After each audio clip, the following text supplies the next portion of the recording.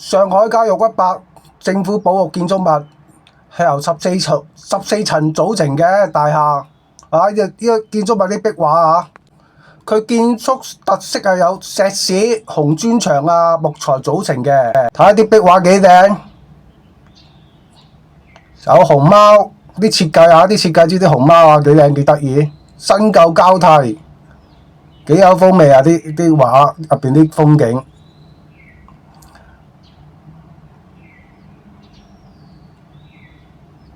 雀仔啊，喺個石屎牆畫咗啲雀仔。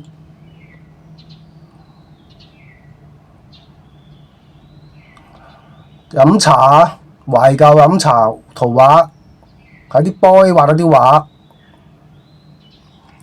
上海街以前嘅上海街嘅壁畫，雀仔鋪頭有啲雀仔屋，幾靚啲店鋪啲設計特色。地下啲幾有特色，鋪咗啲石葱。依家係賣乾花嘅。